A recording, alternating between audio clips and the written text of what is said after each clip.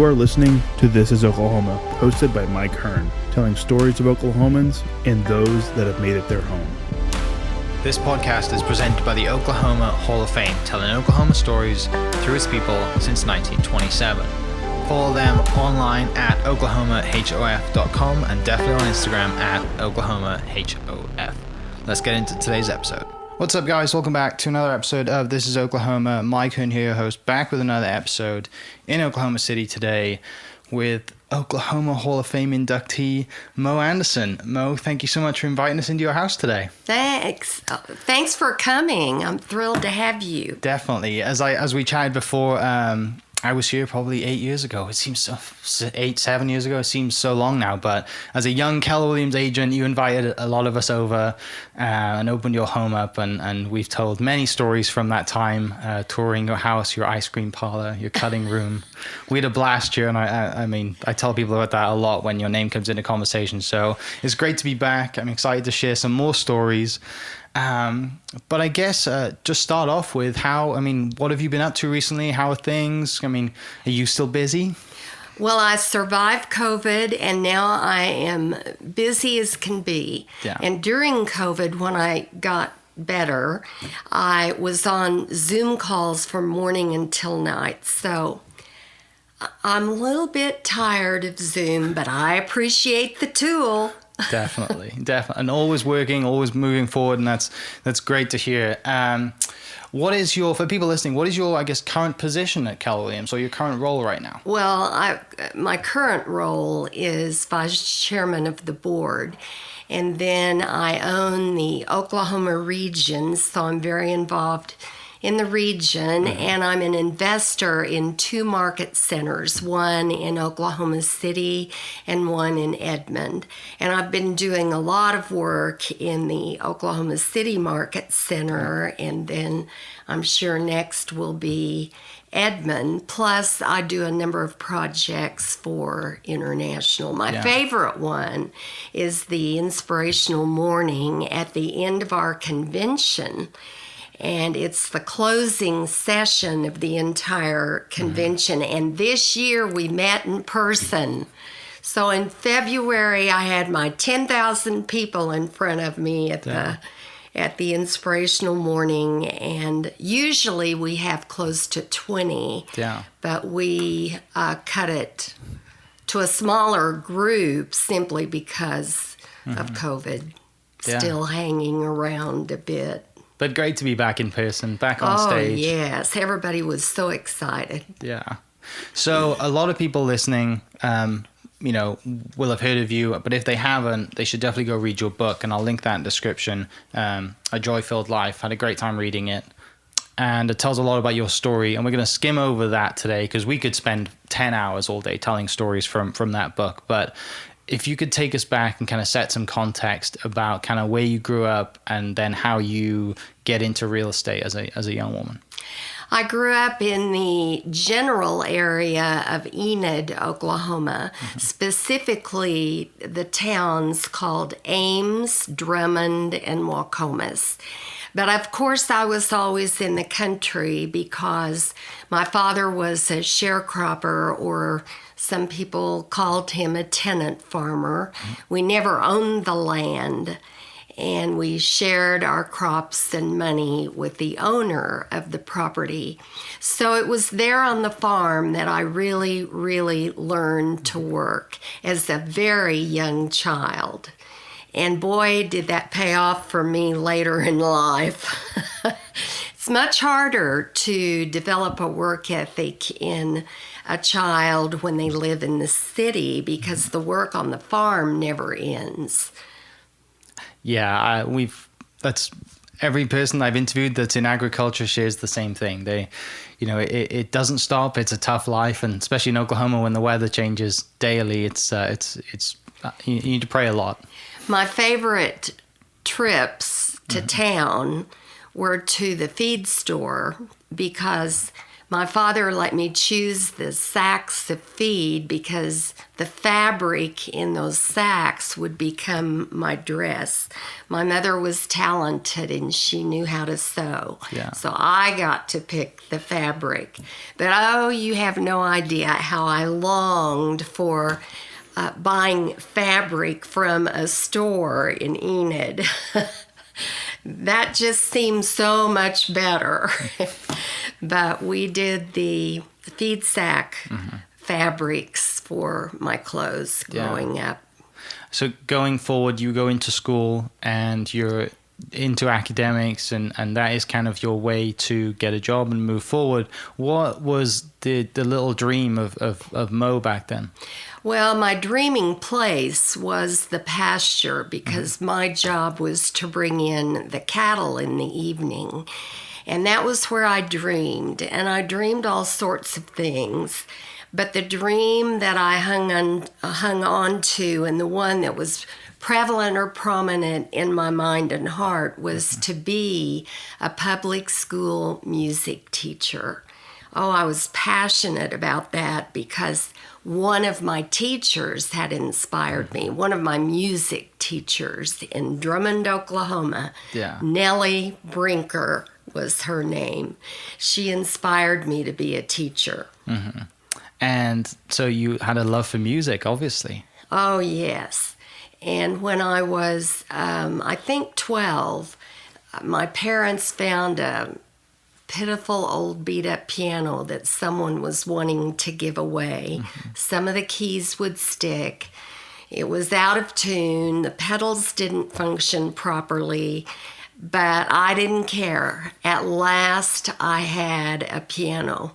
In addition to that, I developed a scrapbook in the 4th grade, and it was filled with black ebony Steinway grand pianos because my dream was to have a really good, wonderful piano. Yeah. And I would go a mile down the road to my first music teacher, and I rode my horse, and the horse would not cross a bridge. I would get off of the horse, lead the horse across the bridge, continue walking the next half mile because I couldn't get myself back on the horse, have my piano lesson, and my teacher, her name was Bess, she would help me get on the horse and send me back. I would get to the bridge, he wouldn't go over the bridge, and I'd walk the rest of the way home. After several years, she said I needed a more advanced teacher. So I studied under Mr. Hanna, who was in charge of the music in the schools in Hennessy, Oklahoma. And that was when during harvest time, I would drive myself to Hennessy praying that the highway patrol would not stop me because I had no driver's license. Farm kids learned to drive very young because we had to on the farm. Trucks, pickups, and cars. Yeah. And I would drive myself by myself to Hennessy, Oklahoma for my piano lesson. And then later in high school, I studied under an amazing teacher, Adela Beard. But I liked playing basketball a little bit better than I did practicing. Yeah. And so I didn't become as good as I could have been. Right. But at that point, does that lead you into education and becoming a teacher after you graduate? Well, I got a scholarship my first year of college. I attended Oklahoma College for Women in Chickasha. And I went there because of that scholarship. I really didn't know if I would get to go to university. Yeah. And then my second year, I transferred to OU because I felt a degree from OU might hold a little more power than a smaller school. only to discover that at OU I had no way of becoming a music major.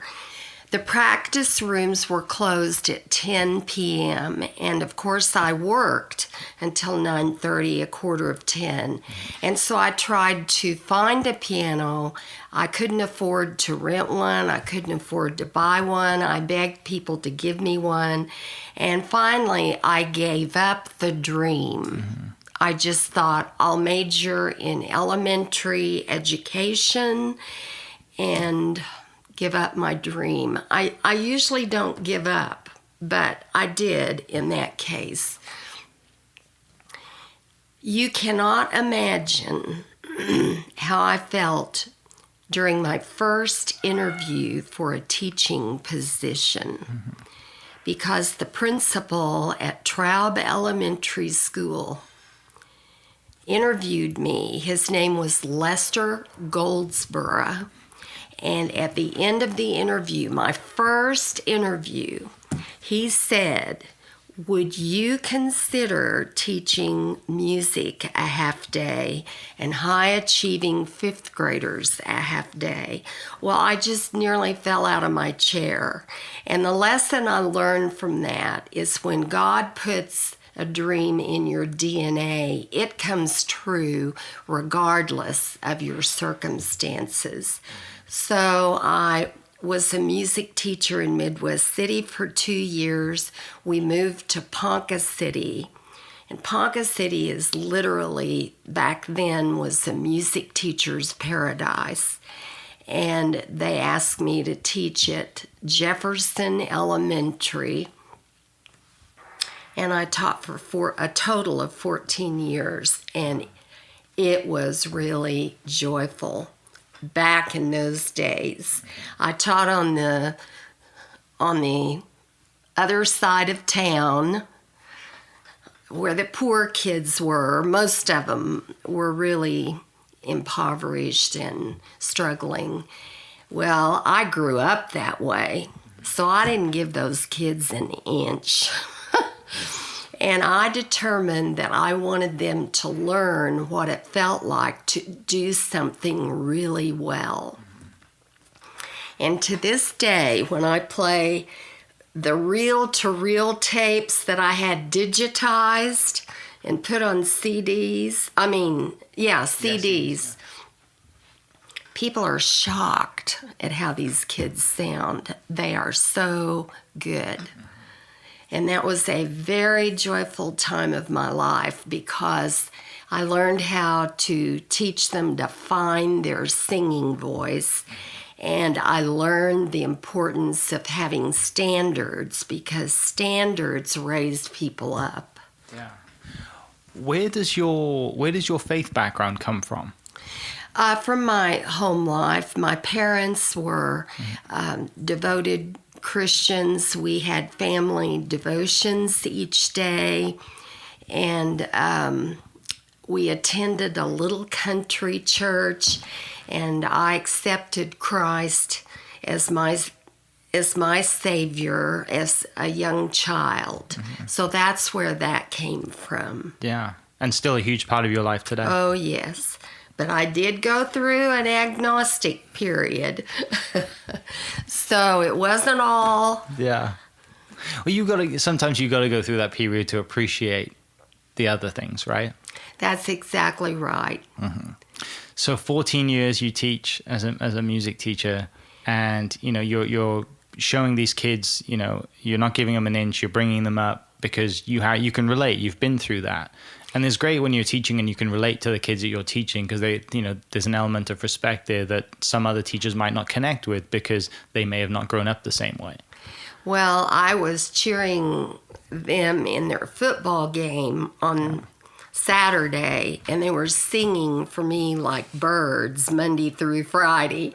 And you see, I had them every day for 40 minutes, and you can teach them so much when you have them every day, and you can build on what you did the day before, and the learning occurs much faster.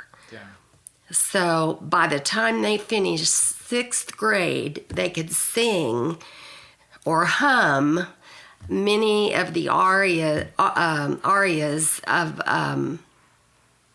Amal and the Night Visitors, because I would repeat that opera each year, every year.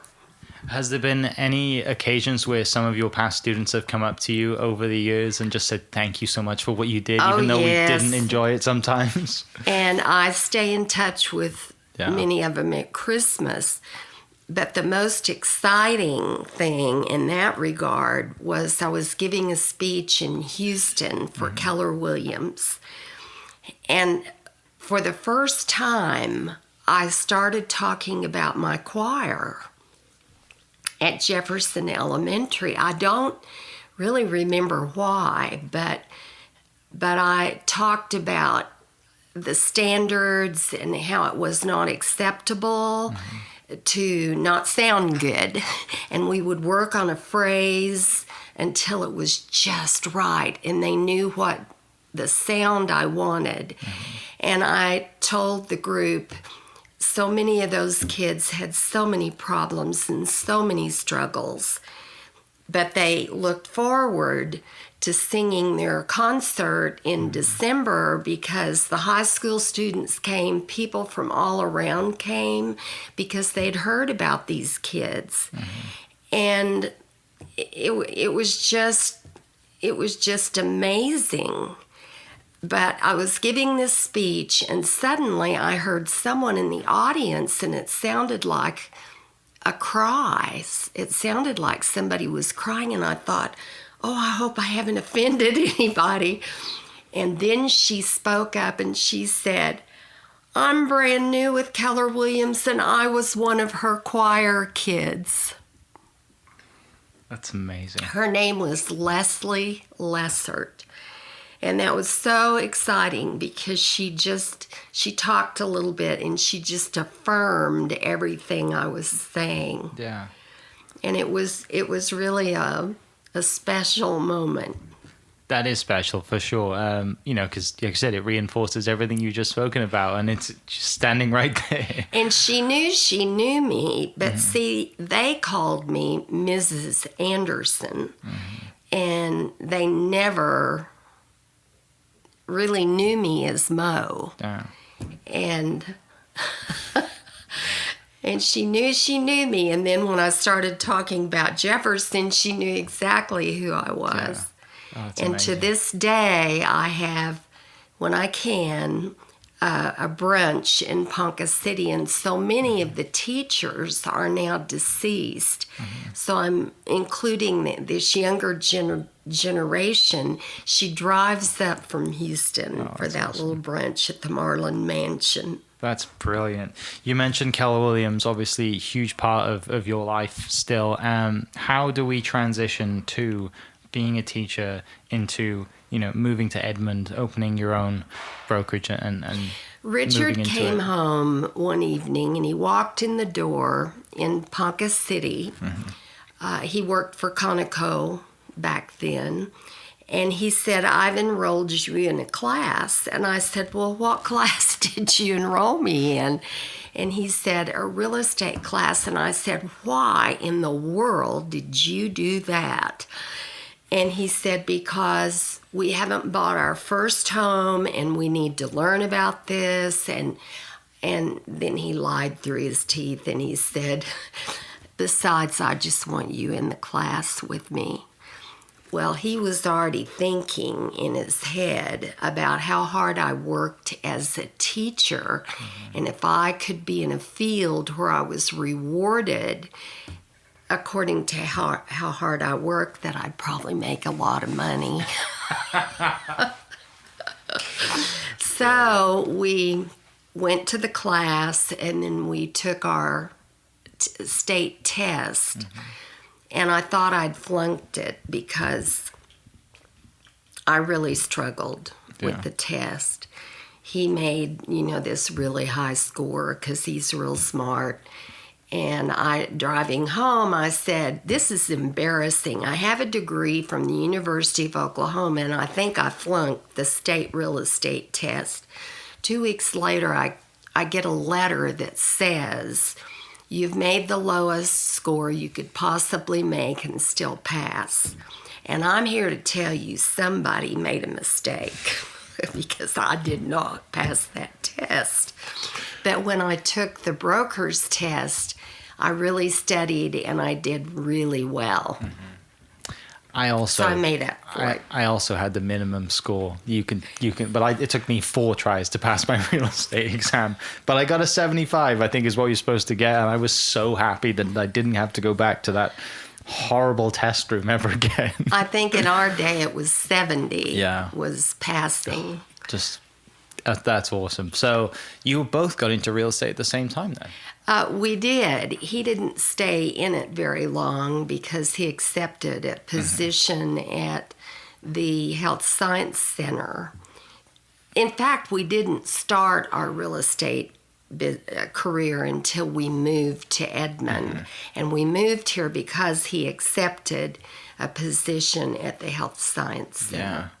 And once you get into Edmond, you think, I don't want to be a teacher. I'm going to give this real estate a go. I'm going to give it a try. Yeah. A try. And I tell people you can't do that. You have to say, I've made a commitment. Yeah. There is no try. There is no try. There is no try. So then, you fall in love, right? You know, that's kind of where your Keller Williams journey, I guess, starts. Well, the first 8 months were so miserable because we didn't have training back then, and it was very difficult for me. The transition was so hard because my heart really wasn't in real estate. And then I prayed a prayer and asked God to give me three transactions, which through some unusual circumstances that happened. And after I got the 3 transactions, all in the month of August of that year, I changed my really bad attitude. And I moved forward with positivity because I felt like maybe I really was functioning in His will. And I did 35 transactions in 6 months. That's crazy. Yeah. Still to this day, that's crazy, right? You know, in 6 months, that's a lot of business for a brand new person. Yeah. So my stinking thinking really held me back. And then I moved into running our first office that we owned, and discovered that my gifts were more geared to building a business and encouraging agents to succeed. Back to your love of teaching, right? Than it was to list and sell. Yeah. I enjoyed meeting the people, finding them a home, but my passion was building a business. Yeah. So I've certainly had a chance to do that in the last 30 years. So at this point, you're, like I said, you're off to the races. You're business building, and you've got agents coming in. When does Gary Keller come on the radar, and where does he start seeing your name, and how do you transition then into further leadership up kind of the chain of Keller Williams? Our first company that we owned was called Titan Realtors, and it was in Edmond. The next year, we purchased a Century 21 franchise, and we became known inside of that franchise as one of the top companies in the country. In fact, we were number 3 for a period of 5 years out of 7,500 offices in the U.S. and Canada, which was quite a feat back then. Shortly after that, we began to have people from all over the country want to buy us. And the reason is because we had 55% market share in Edmond.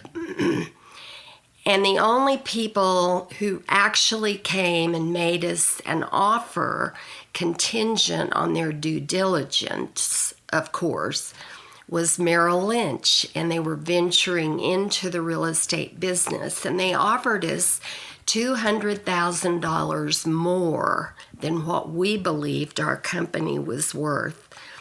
And we saw it as an opportunity to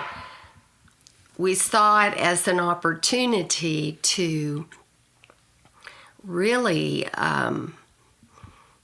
move forward and we sold the company to Merrill Lynch, and I began to develop Merrill Lynch offices in the Oklahoma City area, which was preparing me for my next door that God opened. I had no idea at the time, but I did a startup, I did an acquisition, I did a turnaround, and of course, I think I did 2 startups, if I remember right, and really built a solid organization for Merrill Lynch. And then Merrill Lynch decided to sell to Prudential, and they wanted me to buy back all the offices in Oklahoma City. I chose not to do that because when I read and studied the Prudential franchise document, I discovered it was really pretty much the same old model. And I knew that real estate needed to take a leap to the next level in terms of what the model looked like. So I resigned. I'll never forget when I came home and told Richard I had resigned because our attorneys had negotiated me a lovely 6-figure income, and I resigned. And he nearly had a heart attack. So I had a non-compete. So for 2 or 3 years, I had my own consulting training company. And that was an adventure, and I did really well. Certainly not making the kind of money I made in owning a company, but I did. You know, we were able to put food on the table and make our house payment. And of course, that entered the period where Penn Square Bank had gone down and the economy began to crash, which highly affected us because we were in some transactions with some very wealthy people in the city, and they went bankrupt because of Penn Square. Thank goodness we didn't have our money there. So we ended up, because we'd signed notes joint and several, which scripture tells you not to do, we lost our savings in a pretty big hurry by paying their debts. So we entered into a really, really interesting, tough time. And one day, I decided to go to Dallas for a consulting visit with the top Century 21 broker in the United States. He was Mike Bowman Company in Dallas.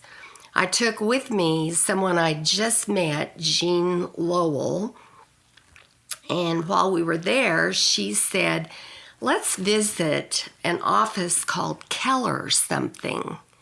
She said, I have a former agent who is running that office. So we stopped at a little Keller Williams office, and I met her friend, the team leader. And a couple of weeks later, I get a call from somebody named Gary Keller.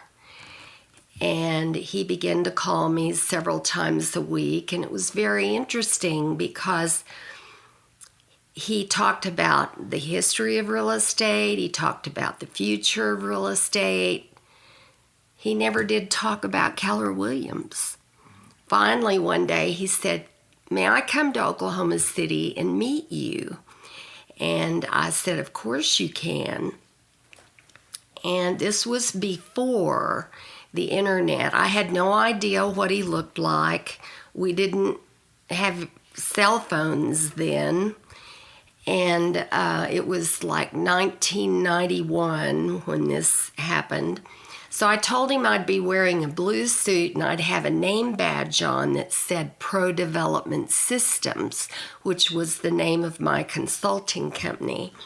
And you could meet people at the end of the jetway back then. That was before 9/11. So I'm standing looking for my 50-year-old banker based on my telephone calls with him. I figured he had a little bit of silver hair. I figured he was tall. He was stout. He was, a big, forceful person because he was so amazing on the phone. And I'm standing there waiting, and this kid walks up to me, sticks his hand out, and says, "Hi, I'm Gary Keller." And the first words out of my mouth were, "Oh my goodness, I'm old enough to be your mother." Turns out he was a year older than my oldest son. He was 34 back then. So I met him when he was 34 and I was 54. Isn't that funny? That's awesome. He was this skinny, little scrawny kid. Yeah.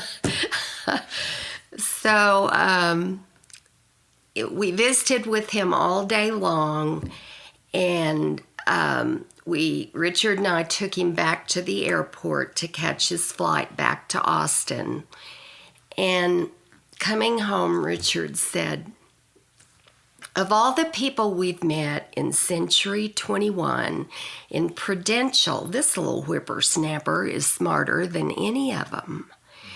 And I agreed with him. Gary continued to call me, and then one day he calls and invites me to come to Austin. Now, this was an interesting call because we were totally broke by then. Our savings was gone from having to pay the debt of our partners who had gone bankrupt. We had lost.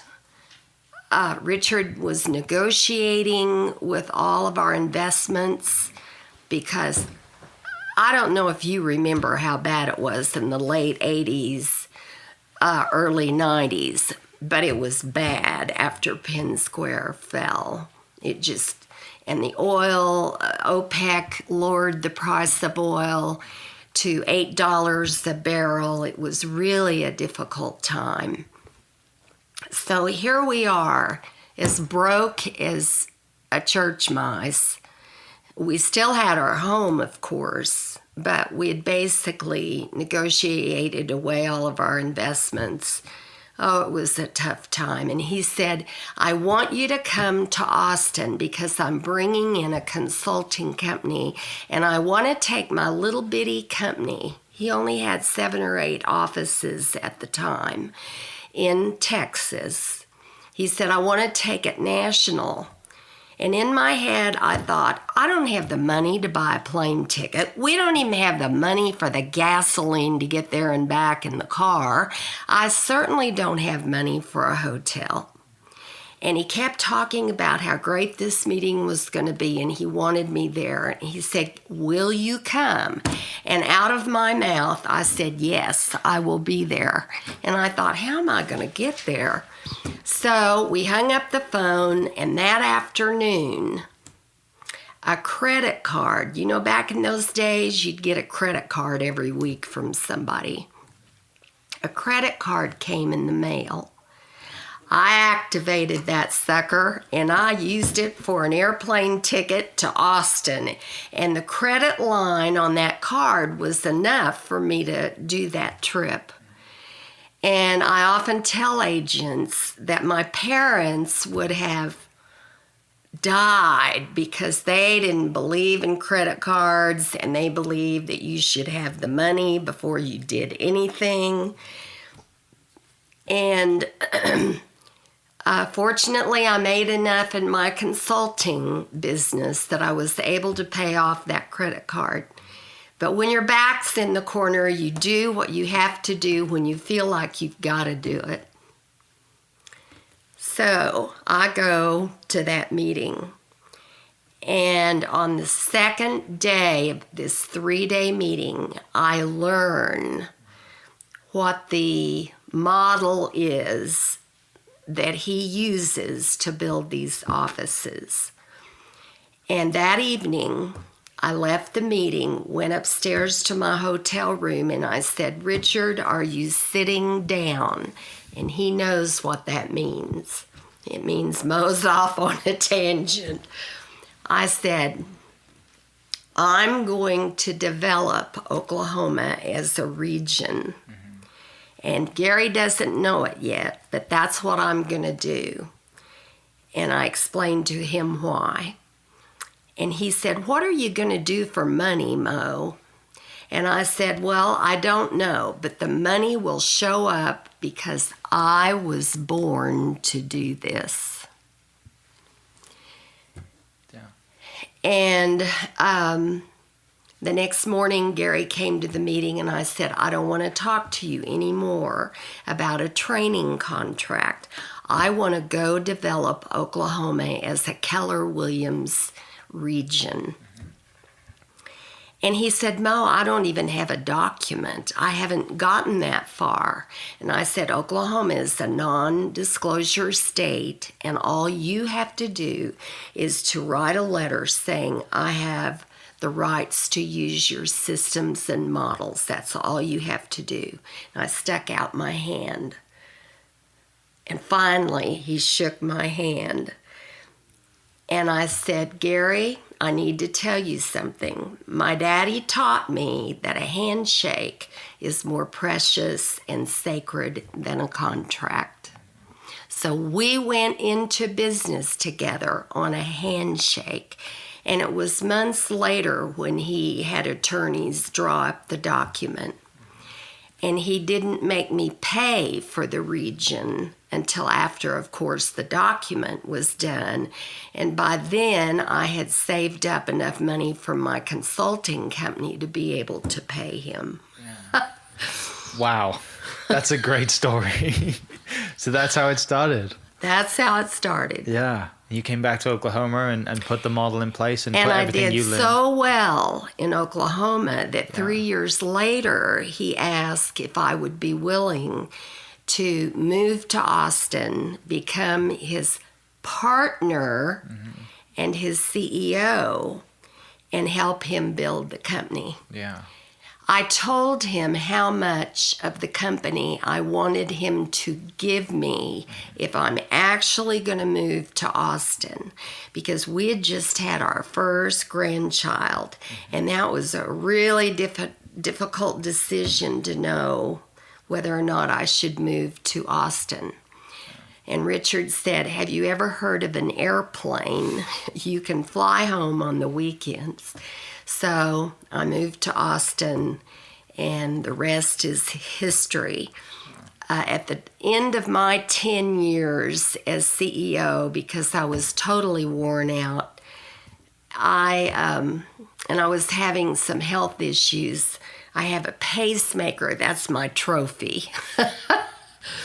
I had built the company to 50,000 associates, and we had 580 offices in the U.S., and I had opened Canada. Oh, so you off to Canada as well? Yes, Wow. I opened Canada during my 10 years.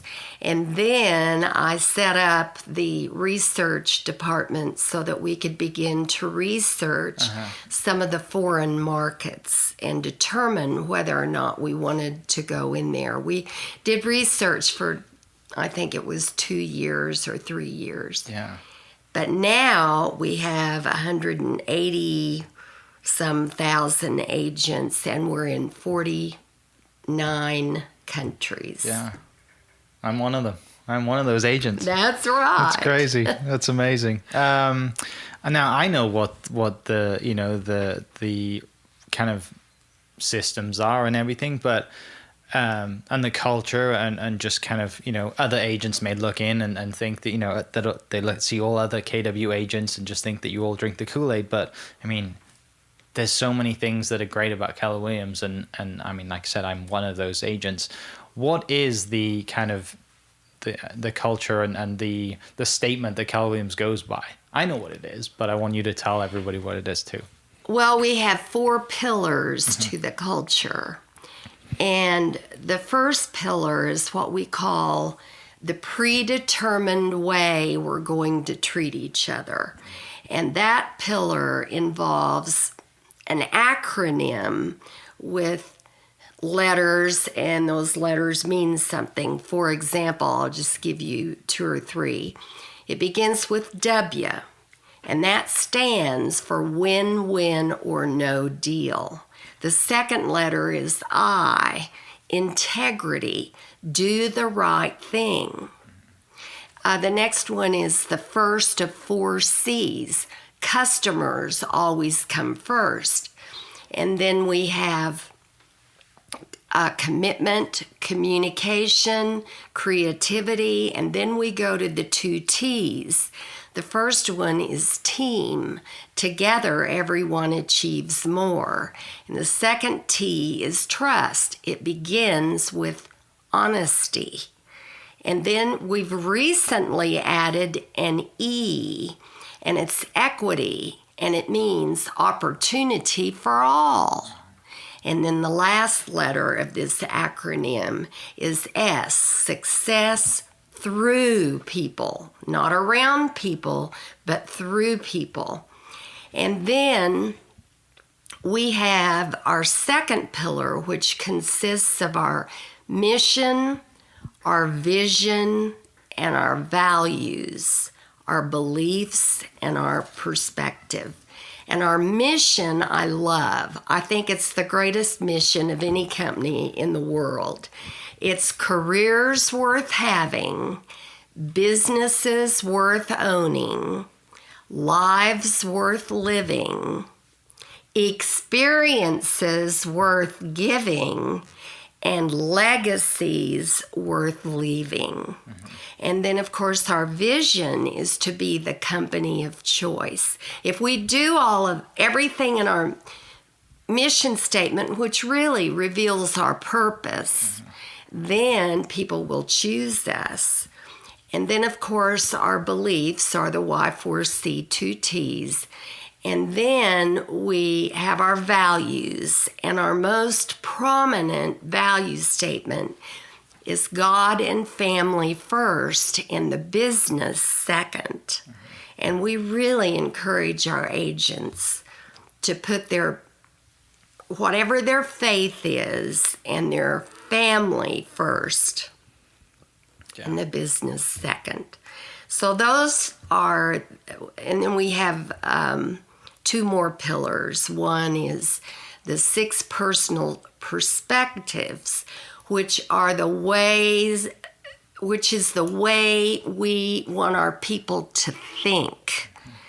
And it's about self-mastery and so on and so forth. And then the last pillar is simply a sheet that shows our agents what a Keller Williams, really a cultured office looks like. Mm-hmm.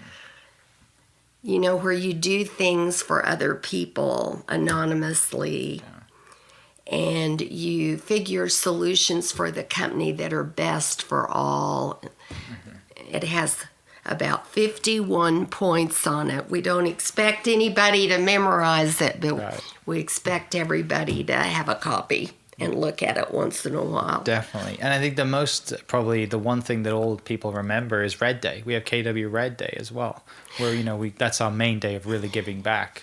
Well, we have KW Cares, We have KW Kids Can, and we have Red Day. And those activities are a result of having culture. Yeah. They in and of themselves, that's not the culture, but it's the result of having culture. Yeah. And those are fabulous, fabulous days. Red Day is when we go out into the community and we do things for the community. And Kids Can, we teach kids in high school about entrepreneurship, and then we award them scholarships for inventions so they can get a patent. We give some college scholarships, and then KW Cares is where we spend millions and millions helping in disasters and horrible things that happen to people. Yeah. Moving forward, where does because you continue to inspire, you continue to give back, and you continue to teach, even to this day. A lot of people looking at kind of your backstory could have got to a point you think, I'm happy, I've made it, from where I've come from to where I am now, they could have, quote, retired. I don't get the sense you're ever going to retire, and you probably don't either. No, I can't find retirement anywhere in Scripture. And growing up, my favorite uncles, all three of them, died within 2 years of retirement. I've watched my friends who have retired, and many of them are gone. You see, I'll be 85 next month. And they're gone, and many of them are ill. And I want to be productive because that's how I think we're meant to be until I just drop dead, until the Lord takes me to my real home. Where does, I guess, back to, I think I know the answer to this, but I want to ask it anyway, is from your early ages of being a teacher and giving back, and you do a lot of stuff. I mean, you have your own, the website, and you have Mo's Mornings is just one of the things that you do. Where does the inspiration for giving back personally through kind of you speaking down the camera rather than developing systems for agents to pass on and team leaders to pass on? Where does it come from that you individually want to look down the camera yourself and talk to people? My desire to give back actually comes from my father. My father had no money. He could never give money. If he had a dime left in his pocket, that was a miracle. But he gave his time. So if some member of our rural community died, guess who was the first one there? My dad. And when a farmer was ill and he couldn't farm his land, guess who was the first one there? And so I saw this growing up. My mother would cook for these people. She would use her garden vegetables or whatever to make dishes for them. So neither of my parents could give a dime, but they could give of their time. And so it was just something I saw in my home. But the one thing that happened that made all the difference in the world was an incident that occurred in Enid, Oklahoma when I was in grade school. And my father and I were in our 1936 Ford that worked once in a while. And we finished at the feed store, and then he took me to the Carnegie Library. I'd been there before because we couldn't afford books, so that's where we checked out some books to read. And he came around, opened my side of the car door, and he took my hand and he led me up the steps of that beautiful old building. And he stood there and said, I have a story I want to tell you. He told me about a man named Andrew Carnegie, a very controversial man. He said that he grew up in poverty, and when he was older, he made a fortune in steel, and he actually owned steel mills. As he aged, he decided that he wanted to take care of his family, so he did trusts or whatever, and he wanted to give his money away before he died. Now, after taking care of his family, he ended up with $350 million left over. This was in 1916 or 17, so sometime in that decade. And he decided that what he wanted to do was build libraries across the United States. Now, what is interesting to me is that $350 million back then is equivalent to maybe close to $3 billion today. Talk about your dollar devaluing. There you have it.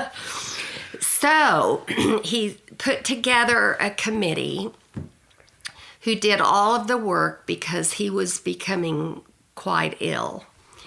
And they would buy the lot, build the building, beautiful old buildings. They would purchase the books, they would hire the staff and operate it for 1 year and then turn it over to the city. He looked at me that day and he finished this lesson about this man named Andrew Carnegie, and he said something that I think is shocking for a man who had an 8th grade education and a man who had no money. Because you don't hear this today. He said, "Hun, I want you to always respect the wealthy because they usually give back." Yeah, we don't hear that today. And all you hear today are the talking heads who say the wealthy need to give more taxes. Well, let me tell you what. I give all the taxes I need to give. And if I could have control of that tax money, I would help far more people than they're helping. Mm-hmm. How's that for a little bit of politics? That's a great lesson. And in that moment, he did 2 things for me. Number 1, he made it okay for me to make money. And it was in that moment that I declared as a child that when I grew older, I was going to make more money than I needed so I could give it away. Because remember, I couldn't buy my parents a Christmas present. I couldn't buy my friends a birthday present. There wasn't any money. The second thing he did in that moment was he made it clear to me that if you had money, you give it away. Yeah. One of the things I remember you talking about when I first came to a conference was abundance, right? And I think that exact point is making as much money as you can make and then doing the best job that you can to give away and to make the rest of the world a better place. That's right. And that's a great lesson for sure. Coming forward, can you tell us about kind of your next big adventure and what you're doing at Wacomas right now? Well, I've thought a lot about legacies worth leaving. And I wrote a book, the book that you have referred to as a legacy for my grandchildren. And I also began to think about the decades. And my 70s absolutely was my best decade because I wrote the book. I did 44 videos about character for the company. I had 55 seminars across the U.S. that year.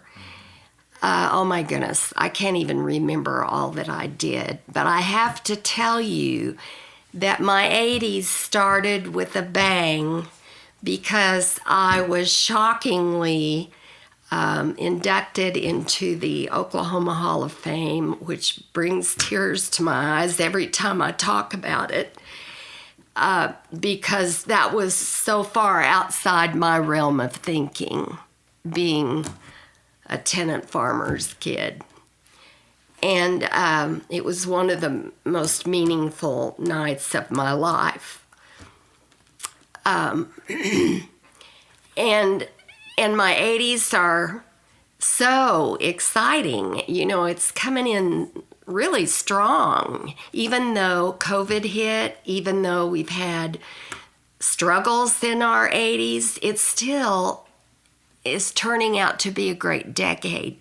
So I'm thinking about my 50s, what I have to do to stay healthy so I can have a really productive, not my 50s, my 90s. I'm thinking about my 90s and thinking about what I have to do to stay healthy, to have a productive 90s. In fact, the truth is I'm even thinking about my hundreds. Yeah. So, and I've thought a lot about legacy. And one of the things that we've done to create a legacy is we have invested a lot of money in our little hometown, because when Richard lived there and I lived in the country near that town, it was thriving. You know, 2 grocery stores, 2 automobile dealerships, 40 businesses, a women's study club who sent me to Girls State, which was kind of a turning point in my life. It was vibrant and alive, and a lot of immigrants lived there, and they had such pride of ownership. It was a wonderful, wonderful place. And we've watched it through the years, because the children of the immigrants chose the big cities. They didn't come back to our little town. And we watched it literally die. And one day we drove in town, and I said to Richard, if we were rich like Warren Buffett, I would buy the whole downtown if I could, build new buildings, and then I would put in a new street that goes out to Highway 81. I would put hanging baskets, have a water system to water them, and I created a vision. He looked at me and he said, who's gonna come to Waukomas? And he kind of laughed at me. Years later, 40 years, 50 years later, he came home one night and he said, I have a chance to buy a block, almost a block in Waukomas. And I think because the buildings are dangerous, you know, they're old and they're crumbling, I think I'll just tear them down and plant grass and just have a nice grassy area. Then he came home a few weeks later and brought me a picture that he had drawn of what he thought he might want to build there. And I said, why are you going to build that? Who's going to come to Waukomas?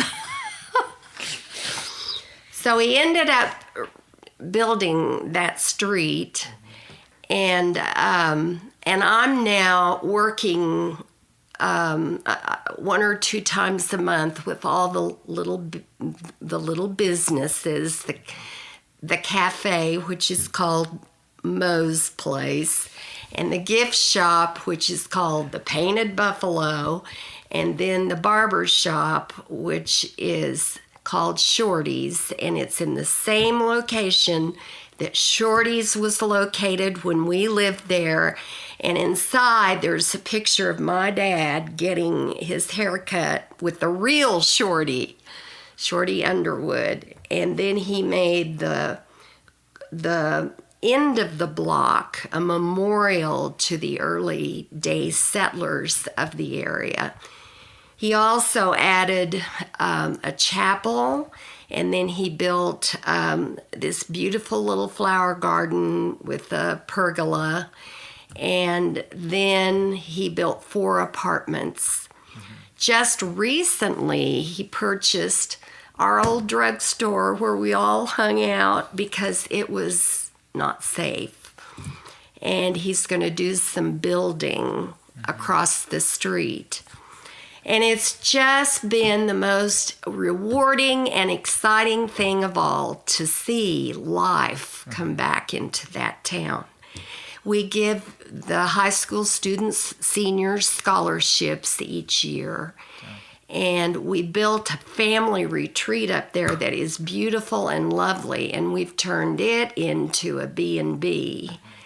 And so our little town is starting to get pretty, and it's starting to be busy. You drive into town when the restaurants open and cars are parked all over the place. We have a series of events called Waukomis Welcomes. The first one was Waukomis Welcomes Christmas. The second one was Waukomis Welcomes First Responders, and they came from all of the surrounding towns and villages around us. There were several hundred people there, and then we just last Saturday did Waukomis Welcomes Easter, and we've got a whole bunch more of those for the rest of the year. So it brings us great joy to know that when we're gone, hopefully those little businesses will continue. And we have people saying they want to move there, but there aren't any houses for sale. So we have a land planner right now planning a piece of land that we own. And I don't know if we'll be able to build some housing, but if we had 500 more in population, or even 250, it would really enhance the businesses of that little town. And it's been a really rewarding project, not monetarily yet, but just rewarding in knowing that we're leaving a legacy that's positive and wonderful. Yeah. Because we're 85 almost. Wow. Finishing up, you just mentioned, being inducted. That was the start of your 80s when you were being inducted, and that was one of the greatest moments. Can you expand on that a little bit and talk about, kind of that whole process? How did you find out who made that phone call to you, and then that whole process of the day, the night, who inducted you, who introduced you on stage, and some of your class members too. So I come home, I have a call from Shannon Rich asking me to call her, and so I called, and she shared with me I'd been chosen, and I can't remember for sure, I think I said to her, haven't you made a mistake? Because, see, I didn't know that there was I didn't realize there was that kind of activity on the application. And then when I got word, when she told me I'd been chosen, I hung up the phone from her, and I went over and sat down in a chair and just cried because I couldn't believe it.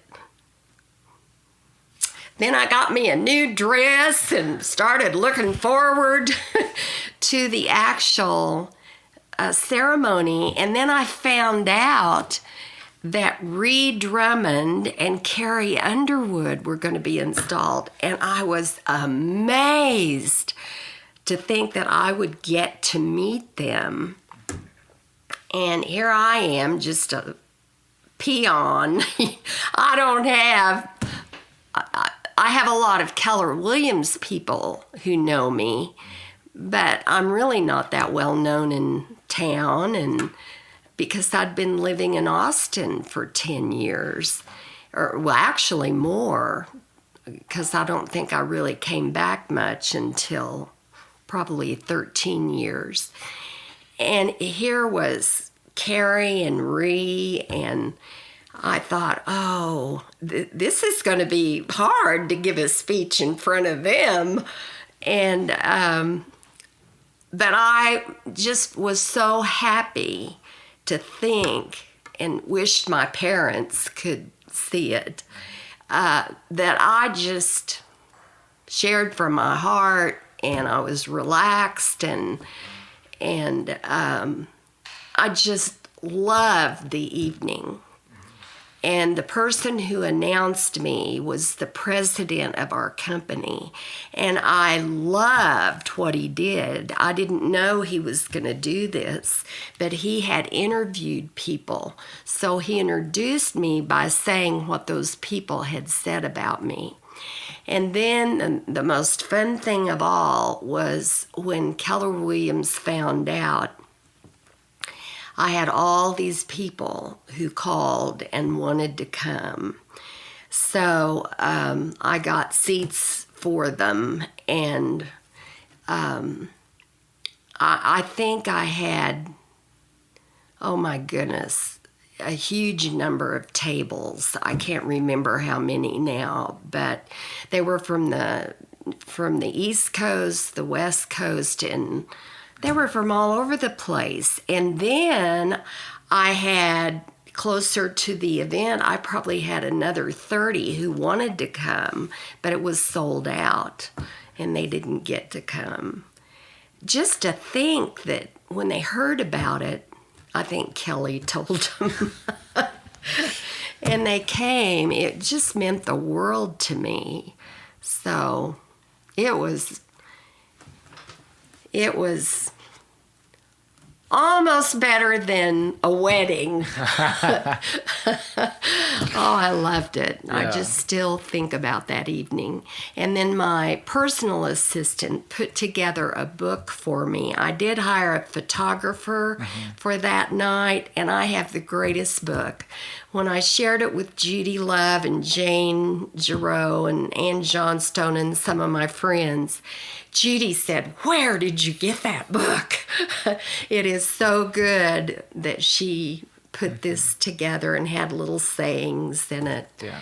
It's wonderful. So I will have fond memories the rest of my life from that book. That's amazing. And you're very much involved. I saw you at the Hall of Fame last year, and you were coming to the lunches. I haven't missed any. You haven't missed one, yeah. I don't think I've missed any. I went to several of them before I was ever nominated. I didn't know that you could go. And when I saw that Neil McCaleb had been inducted, I got all over him for not inviting me, because I ended up seeing it on TV, which I think is wonderful that people have many chances to see it. And I was so proud of him, and I think so much of him and Georgianne, his wife. And I wouldn't miss one. And then this past year, Jim Stovall, I've used him for Keller Williams, and I know the impact he had on the agents. And I just am so excited about him. By the way, he wrote a bunch of books during COVID, and one of them was The Will to Win, which is about Will Rogers High School and students in the high school. And now we're raising money for a movie, for them to make a movie of that story, because this will perpetuate the legacy of Will Rogers. We're discovering that the younger generation, don't know him. And when I grew up, that and the Pioneer Woman in Ponca City was where we went for vacation every year. That's awesome. If we got to take one. Yeah. Well, Mo, this has been an absolute pleasure. Thank you so much for taking some time out of your morning to speak with us. congratulations again on being inducted. I know it means the world to you. But for people listening, I'll put a link to your book in the description and all the other links that the website and the places they can find you. Looking forward to seeing the progress in Wokomas. I need to go visit now that you've turned it around. Oh, it's amazing. I can't wait. And for people listening, we will catch you next episode. Cheers. This podcast is presented by the Oklahoma Hall of Fame, telling Oklahoma stories through its people since 1927. Follow them online at oklahomahof.com and definitely on Instagram at oklahomahof. Thank you for listening. We are inspired by those around us and hope that you are too. Make sure you subscribe to this podcast on your favorite podcast platform and leave us a review so we can keep telling your stories. For more great Oklahoma content, follow This Is Oklahoma on Facebook and Instagram.